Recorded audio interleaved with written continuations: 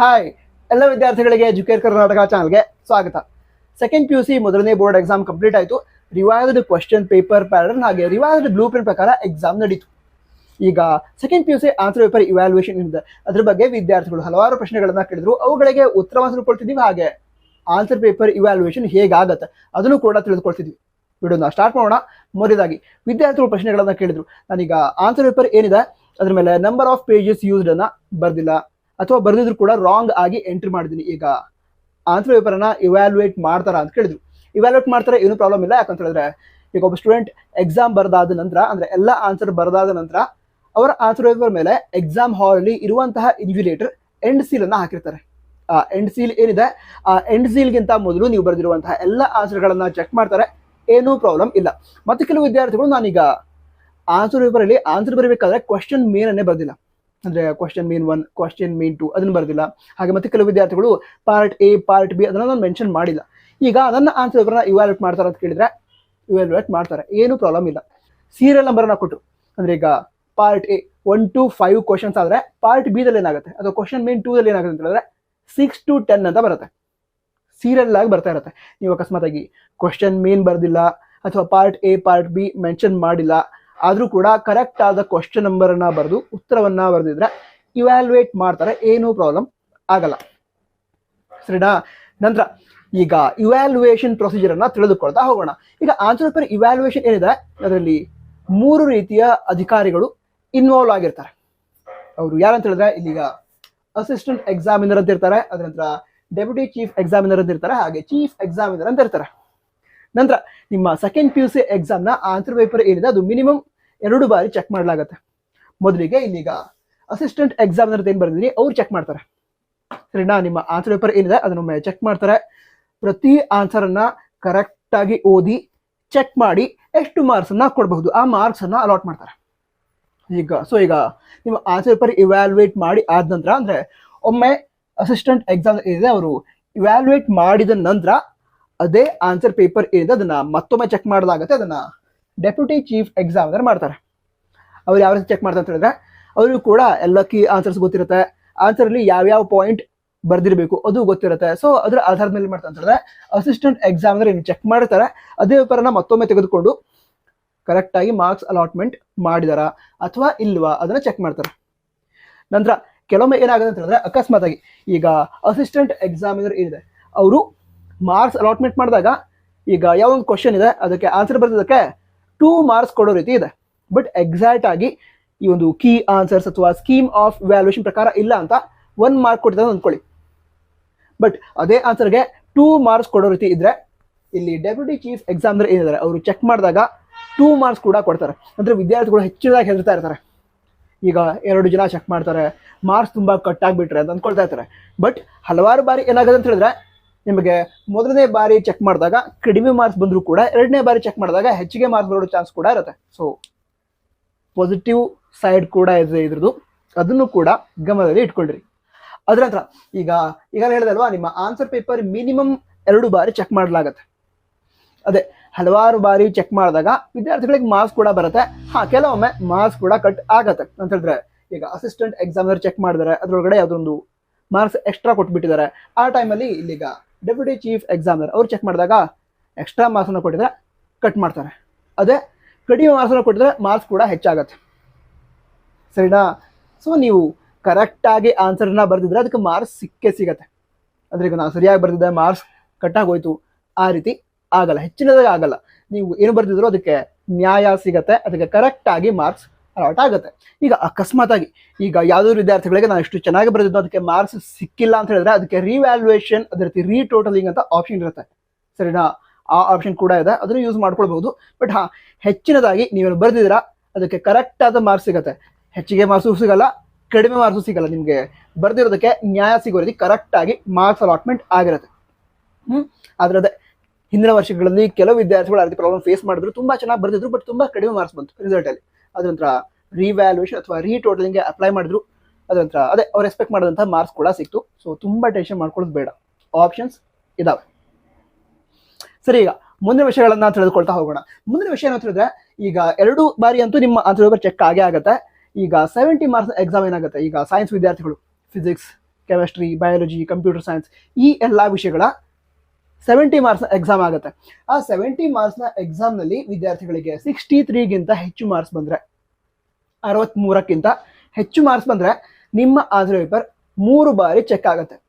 ಅಂದ್ರೆ ಈಗ ಅದೇ ಅಸಿಸ್ಟೆಂಟ್ ಎಕ್ಸಾಮಿನರ್ ಹಾಗೆ ಡೆಪ್ಯೂಟಿ ಚೀಫ್ ಎಕ್ಸಾಮಿನರ್ ಅವರಂತೂ ಆನ್ಸರ್ ಪೇಪರ್ ಇವ್ಯಾಲ್ಯೂಯೇಟ್ ಮಾಡ್ತಾರೆ, ಅದೊಮ್ಮೆ ಚೆಕ್ ಮಾಡೇ ಮಾಡ್ತಾರೆ. ಎಲ್ಲ ವಿದ್ಯಾರ್ಥಿಗಳ ಆನ್ಸರ್ ಪೇಪರ್ 2 ಬಾರಿ ಅದು ಚೆಕ್ ಆಗೇ ಆಗುತ್ತೆ.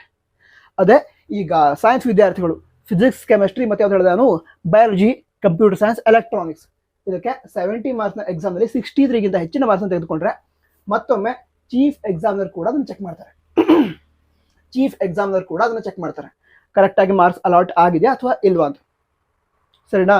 ಅದೇ ರೀತಿ ಈಗ ಮ್ಯಾಥಮೆಟಿಕ್ಸ್ ಆಯಿತು ಸೈನ್ಸ್ ವಿದ್ಯಾರ್ಥಿಗಳಿಗೆ, ಹಾಗೆ ಇಂಗ್ಲೀಷ್, ಕನ್ನಡ, ಎಕನಾಮಿಕ್ಸ್, ಅಕೌಂಟೆನ್ಸಿ ಈ ಎಲ್ಲ ವಿಷಯಗಳ ಈ ವರ್ಷದ ಎಕ್ಸಾಮ್ ಏನಿದೆ ಅದು 80 ಮಾರ್ಕ್ಸ್ ನಡೀತು. 80 ಅಂಕಗಳ ಎಕ್ಸಾಮ್ ಆಯಿತು. ಸರಿನಾ? ಈಗ ಆ 80 ಮಾರ್ಕ್ಸ್ಗೆ ವಿದ್ಯಾರ್ಥಿಗಳು 72ಕ್ಕಿಂತ ಹೆಚ್ಚು ಮಾರ್ಕ್ಸನ್ನು ತೆಗೆದುಕೊಂಡ್ರೆ ನಿಮ್ಮ ಆನ್ಸರ್ ಪೇಪರ್ 3ನೇ ಬಾರಿ ಕೂಡ ಚೆಕ್ ಆಗುತ್ತೆ. ಅಂದರೆ ಚೀಫ್ ಎಕ್ಸಾಮಿನರ್ ಕೂಡ ಚೆಕ್ ಮಾಡ್ತಾರೆ. ಸರಿನಾ? ಅಂದರೆ ಸೈನ್ಸ್ ವಿದ್ಯಾರ್ಥಿಗಳು 70ಗೆ 63ಗಿಂತ ಜಾಸ್ತಿ ತೆಗೆದುಕೊಂಡ್ರೆ, ಹಾಗೆ ಕಾಮರ್ಸ್ ಹಾಗೆ ಆರ್ಟ್ಸ್ ವಿದ್ಯಾರ್ಥಿಗಳು 80ಕ್ಕೆ 72ಕ್ಕಿಂತ ಹೆಚ್ಚಿನ ಮಾರ್ಕ್ಸನ್ನು ತೆಗೆದುಕೊಂಡ್ರೆ ನಿಮ್ಮ ಆನ್ಸರ್ ಪೇಪರ್ 3 ಬಾರಿ ಚೆಕ್ ಆಗುತ್ತೆ. ಈಗ 3 ಬಾರಿ ಚೆಕ್ ಆಗುತ್ತೆ, ಟೆನ್ಷನ್ ಮಾಡ್ಕೊಳ್ಳೋ ಅವಶ್ಯಕತೆ ಇದೆಯಾ? ಇಲ್ಲ. ಯಾಕಂತ ಹೇಳಿದ್ರೆ ಈಗ ನೀವು ಸರಿಯಾಗಿ ಆನ್ಸರನ್ನು ಬರೆದಿದ್ರೆ ಅದನ್ನು ಒಮ್ಮೆ ಚೆಕ್ ಮಾಡಲಿ, 2 ಬಾರಿ ಚೆಕ್ ಮಾಡಲಿ, 3 ಬಾರಿ ಚೆಕ್ ಮಾಡಲಿ, ಅಥವಾ ಅದಕ್ಕಿಂತ ಜಾಸ್ತಿ ಬಾರಿ ಚೆಕ್ ಮಾಡಲಿ, ಕರೆಕ್ಟಾದ ಮಾರ್ಕ್ಸೇ ಸಿಗುತ್ತೆ. ಈಗ ಒಂದು ಆನ್ಸರ್ನ ಬರೆದಿದ್ರ, ಅದಕ್ಕೆ 5ಗೆ 5 ಮಾರ್ಕ್ಸ್ ಬರುತ್ತೆ, ಆಯ್ತು ನೀವು ಬರೆದಾಗಿದೆ. ಅದನ್ನು ಎಷ್ಟು ಜನ ಚೆಕ್ ಮಾಡಿದ್ರು ಕೂಡ, ಯಾರೇ ಚೆಕ್ ಮಾಡಿದ್ರು ಕೂಡ 5 ಮಾರ್ಕ್ಸ ಕೊಡ್ತಾರೆ. ಸೊ ನೀವು ಕರೆಕ್ಟಾಗಿ ಆನ್ಸರ್ ಬರೆದ್ರೆ 3 ಬಾರಿ ಚೆಕ್ ಮಾಡ್ತಾರೆ ಅಂತ ಭಯ ಪಡೋ ಅವಶ್ಯಕತೆನೇ ಇಲ್ಲ, ಮಾರ್ಕ್ಸ್ ಸಿಗತ್ತೆ. ಸರಿನಾ? ಅದರ ನಂತರ ಈಗ ಇವ್ಯಾಲ್ಯೂಯೇಷನ್ ಏನಿದೆ ಅದು ಸ್ಕೀಮ್ ಆಫ್ ಇವ್ಯಾಲ್ಯೂಯೇಷನ್ ಪ್ರಕಾರ ಆಗುತ್ತೆ.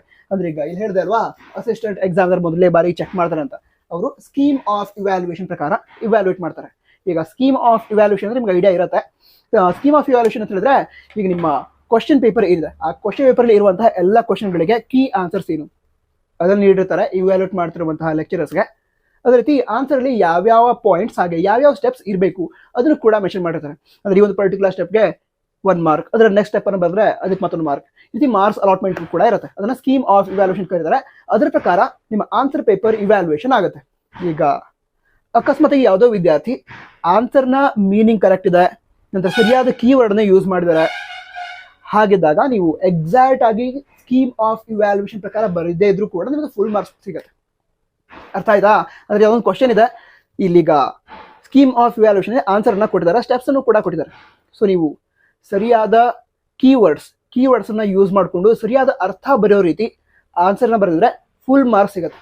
ಅಕಸ್ಮಾತ್ ಫುಲ್ ಮಾರ್ಕ್ಸ್ ಸಿಗದೇ ಇದ್ರೂ ಕೂಡ ಎಷ್ಟು ಮಾರ್ಕ್ಸನ್ನು ಕೊಡಬಹುದು ಅದನ್ನು assistant examiner, deputy chief examiner ಹಾಗೆ ಚೀಫ್ ಎಕ್ಸಾಮಿನರ್ ಎಲ್ಲರೂ ಕೂಡ ಡಿಸ್ಕಸ್ ಮಾಡಿ ಮಾರ್ಕ್ಸ್ ಅಲಾಟ್ಮೆಂಟ್ ಮಾಡ್ತಾರೆ. ಅಂದರೆ ನಿಮಗೆ ಬರ್ದಿದ್ದಕ್ಕೆ ಯಾವುದೇ ಮೋಸ ಆಗಲ್ಲ. ಫುಲ್ ಮಾರ್ಕ್ಸ್ ಕೊಡಬೇಕು ಅಂತ ಹೇಳಿದ್ರೆ ಫುಲ್ ಮಾರ್ಕ್ಸ್ ಕೂಡ ಸಿಗುತ್ತೆ. ಅದರ ನಂತರ ಮುಂದಿನ ವಿಷಯ ಏನು ಅಂತ ಹೇಳಿದ್ರೆ ಆನ್ಸರ್ ಪೇಪರ್ ಇವ್ಯಾಲ್ಯೂಯೇಷನ್ ತುಂಬ ಸ್ಟ್ರಿಕ್ಟ್ ಇರುತ್ತಾ? ಇರುತ್ತೆ. ಯಾಕಂತ ಹೇಳಿದ್ರೆ ಈಗ ಆನ್ಸರ್ ಪೇಪರ್ ಇವ್ಯಾಲ್ಯೂಯೇಷನ್ನ 3 ಜನ ಮಾಡ್ತಾರೆ ಅಂತ ಹೇಳಿದ್ದಾರೆ, ಅಥವಾ 3 ಹಂತದಲ್ಲಿ ಆನ್ಸರ್ ಪೇಪರ್ ಇವ್ಯಾಲ್ಯೂಯೇಷನ್ ಆಗುತ್ತೆ ಅಂತ ಹೇಳಿದ್ದಾರೆ. ಈಗ ಎಲ್ಲ ವಿದ್ಯಾರ್ಥಿಗಳ answer paper evaluation minimum 2 times ಅಂತೂ ಆಗೇ ಆಗುತ್ತೆ. ಹಾಗಿರ್ಬೇಕಾದ್ರೆ ನೀವು ಏನು ಬರೆದಿದ್ರೋ ಅದಕ್ಕೆ ಕರೆಕ್ಟ್ ಆದ ಮಾರ್ಕ್ಸ್ ಸಿಗುತ್ತೆ. ಈಗ ಸ್ಟ್ರಿಕ್ಟ್ ಆಗಿ ಇವ್ಯಾಲ್ಯೂಯೇಷನ್ ಕೂಡ ಅದೇ, ಅಂದ್ರೆ ಏನು ಬರೆದಿದ್ದಾರೋ ಅದಕ್ಕೆ ಅಷ್ಟೇ ಮಾರ್ಕ್ಸ್ ಕೊಡೋದು, ಎಕ್ಸ್ಟ್ರಾ ಮಾರ್ಕ್ಸ್ ಕೊಡೋಲ್ಲ. ಅದನ್ನೇನು ಕರಿತೀವಿ ನಾವು ಸ್ಟ್ರಿಕ್ಟ್ ಆಗಿ ಇವ್ಯಾಲ್ಯೂಯೇಟ್ ಮಾಡೋದು ಅಂತ ಹೇಳ್ತೀವಿ. ಸೊ ಆ ರೀತಿ ಸ್ಟ್ರಿಕ್ಟ್ ಆಗಿ ಇವ್ಯಾಲ್ಯೂಯೇಷನ್ ಆಗುತ್ತೆ.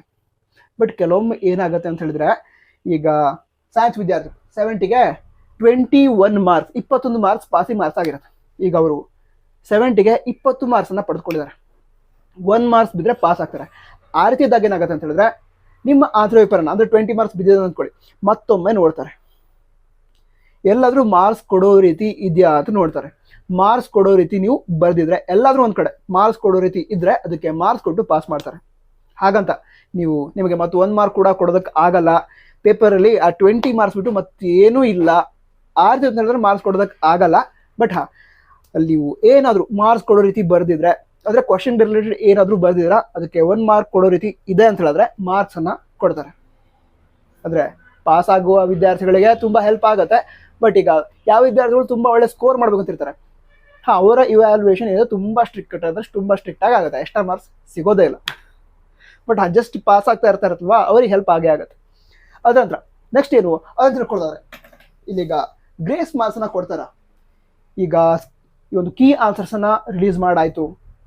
ಸೊ ಇದುವರೆಗೆ ಗ್ರೇಸ್ ಮಾರ್ಕ್ಸನ್ನು ಅನೌನ್ಸ್ ಮಾಡಿಲ್ಲ, ಮತ್ತು ಗ್ರೇಸ್ ಮಾರ್ಕ್ಸ್ ಅನೌನ್ಸ್ ಮಾಡೋ ಚಾನ್ಸ್ ಇದೆಯಾ ಇದನ್ನು ಕೇಳೋದಾದ್ರೆ ಚಾನ್ಸಸ್ ಇದೆ, ನೋಡೋಣ. ಅಂದರೆ ಯಾಕಂತ ಹೇಳಿದ್ರೆ ಹಿಂದಿನ ವರ್ಷಗಳಲ್ಲೂ ಕೂಡ ಈಗ ಕೀ ಆನ್ಸರ್ಸಲ್ಲಿ ಈ ಒಂದು ಕೆಲವು ಗ್ರೇಸ್ ಮಾರ್ಕ್ಸನ್ನು ಅನೌನ್ಸ್ ಮಾಡಿದ್ರು ಹಿಂದಿನ ವರ್ಷ. ಬಟ್ ಈ ಒಂದು ರಿಸಲ್ಟ್ ಬರುತ್ತಲ್ವಾ ಅದಕ್ಕಿಂತ 1 ಅಥವಾ 2 ದಿನ ಮೊದಲು ಕೂಡ ಅನೌನ್ಸ್ ಮಾಡಿದ್ರು, ಗ್ರೇಸ್ ಮಾರ್ಕ್ಸನ್ನು ಅನೌನ್ಸ್ ಮಾಡಿದ್ರು. ಅಂದರೆ ಮೊದಲು ಒಂದು 2 ಮಾರ್ಕ್ಸನ್ನು ಅನೌನ್ಸ್ ಮಾಡಿ ಅದರಂತೆ ಮತ್ತೊಂದು ಮಾರ್ಕ್ಸ್ ಕೂಡ ಗ್ರೇಸ್ ಮಾರ್ಕ್ ಕೊಡ್ತಾ ಇದ್ದೀವಿ ಅಂತ ಅನೌನ್ಸ್ ಮಾಡಿದ್ರು ಹಿಂದಿನ ವರ್ಷ. ಈ ವರ್ಷ ಆ ರೀತಿ ಏನಾದರೂ ಗ್ರೇಸ್ ಮಾರ್ಕ್ಸನ್ನು ಅನೌನ್ಸ್ ಮಾಡಿದ್ರೆ ಆದಷ್ಟು ಬೇಗ ಹೇಳ್ತೀವಿ. ಹಾಂ, ಸಬ್ಸ್ಕ್ರೈಬ್ ಮಾಡೋದಕ್ಕೆ ಇದುವರೆಗೆ ಹೇಳಿಲ್ಲ ಅನ್ಸುತ್ತೆ.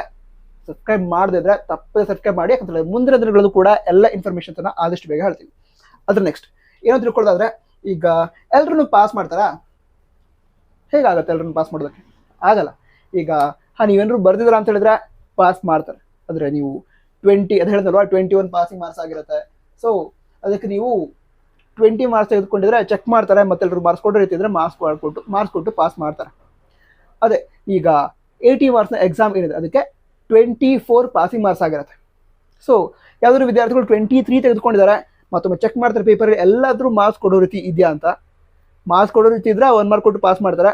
ಮಾರ್ಕ್ಸ್ ಕೊಡೋ ರೀತಿ ಬರದೇ ಇಲ್ಲ, ಮತ್ತೆ ಆ ಆನ್ಸರ್ ಕೂಡ ಇಲ್ಲ, ಆ ಒಂದು ಆನ್ಸರ್ ಬರಲಿ, ಹೇಗೆ ಕೊಡೋಕ್ಕಾಗುತ್ತೆ? ಮಾರ್ಕ್ಸ್ ಕೊಡೋದಕ್ಕೆ ಆಗಲ್ಲ, ಪಾಸ್ ಆಗಲ್ಲ. ಸರಿನಾ? ಹಾಗಾದ್ರೆ ಮುಂದೆ ಆಪ್ಷನ್ ಇದೆ, ಸೆಕೆಂಡ್ ಬೋರ್ಡ್ ಎಕ್ಸಾಮ್ ಬರೆದು ಅಕಸ್ಮಾತ್ ಯಾವ್ದು ವಿದ್ಯಾರ್ಥಿಗಳು ಫೇಲ್ ಆದರೆ ಸೆಕೆಂಡ್ ಬೋರ್ಡ್ ಎಕ್ಸಾಮ್ ಬರೆದು ಪಾಸ್ ಆಗಿ ನೆಕ್ಸ್ಟ್ ಕೋರ್ಸನ್ನು ಜಾಯ್ನ್ ಆಗ್ಬೋದು. ಬಟ್ ಎಲ್ಲ ವಿದ್ಯಾರ್ಥಿಗಳನ್ನು ಕೂಡ ಪಾಸ್ ಮಾಡಲ್ಲ. ಯಾವ ವಿದ್ಯಾರ್ಥಿಗಳು ಈ ಒಂದು ಪಾಸ್ ಆಗಿದ್ದಾರೆ ಅಥವಾ ಪಾಸ್ ಆಗೋ ಹಂತದಲ್ಲಿದ್ದಾರೆ ಅವರು ಪಾಸ್ ಆಗಿರ್ತಾರೆ. ಅದತ್ರ ಪಾಸಿಂಗ್ ಮಾರ್ಕ್ಸ್ ಎಷ್ಟು ಈಗಾಗಲೇ ಹೇಳಿದೆ. ಈಗ 70 ಮಾರ್ಕ್ಸ್ನ ಎಕ್ಸಾಮ್ ಏನಿದೆ ಪ್ರಾಕ್ಟಿಕಲ್ ಇರುವಂಥ ವಿಷಯಗಳದ್ದು ಅದಕ್ಕೆ ಪಾಸಿಂಗ್ ಮಾರ್ಕ್ಸ್ 21 ಆಗಿರುತ್ತೆ. ಹಾಗೆ ಪ್ರಾಕ್ಟಿಕಲ್ ಇಲ್ಲದೇ ಇರುವಂಥ ವಿಷಯಗಳು ಮ್ಯಾಥಮೆಟಿಕ್ಸ್ ಆಗಿರ್ಬೋದು, ನಂತರ ಅಕೌಂಟೆನ್ಸಿ, ಎಕನಾಮಿಕ್ಸ್, ಈ ಎಲ್ಲ ವಿಷಯಗಳಿಗೆ 80 ಮಾರ್ಕ್ಸ್ಗೆ 24 ಮಾರ್ಕ್ಸ್ ಪಾಸಿಂಗ್ ಮಾರ್ಕ್ಸ್ ಆಗಿರುತ್ತೆ. ನಂತರ ರಿಪೀಟರ್ಸ್, ಹಿಂದಿನ ವರ್ಷದ ವಿದ್ಯಾರ್ಥಿಗಳು, ಹಾಗೆ ಖಾಸಗಿ ವಿದ್ಯಾರ್ಥಿಗಳು, ಪ್ರೈವೇಟ್ ಕ್ಯಾಂಡಿಡೇಟ್ಸ್, ಅವರಿಗೆ 80 ಮಾರ್ಕ್ಸ್ಗೆ 28 ಮಾರ್ಕ್ಸ್ ಪಾಸಿಂಗ್ ಮಾರ್ಕ್ಸ್ ಆಗಿರುತ್ತೆ. ಬಟ್ ರೆಗ್ಯುಲರ್ ವಿದ್ಯಾರ್ಥಿಗಳು ಏನಿದ್ದಾರೆ, ಅಂದರೆ ಡೈಲಿ ಕ್ಲಾಸಿಗೆ ಹೋಗಿ ಕ್ಲಾಸನ್ನು ಅಟೆಂಡ್ ಆಗ್ತಾರಂಥ ವಿದ್ಯಾರ್ಥಿಗಳು, ಈ ವರ್ಷ ಮೊದಲನೇ ಬಾರಿಗೆ ರೆಗ್ಯುಲರ್ ಸ್ಟೂಡೆಂಟ್ ಆಗಿ ಈ ಒಂದು ಸೆಕೆಂಡ್ PUC ಎಕ್ಸಾಮ್ ಬರೆದ ವಿದ್ಯಾರ್ಥಿಗಳು, ಅವರಿಗೆ 24 ಮಾರ್ಕ್ಸ್ ಪಾಸಿಂಗ್ ಆಗಿರುತ್ತೆ. ನಂತರ ಇದಿಷ್ಟು ವಿಷಯಗಳಾಗಿತ್ತು. ಈ ವಿಡಿಯೋ ಸಹಾಯ ಆಗಿದ್ರೆ ಲೈಕ್ ಮಾಡಿ, ನಂತರ ನಿಮ್ಮ ಫ್ರೆಂಡ್ಸ್ಗೆ ಶೇರ್ ಕೂಡ ಮಾಡಿ.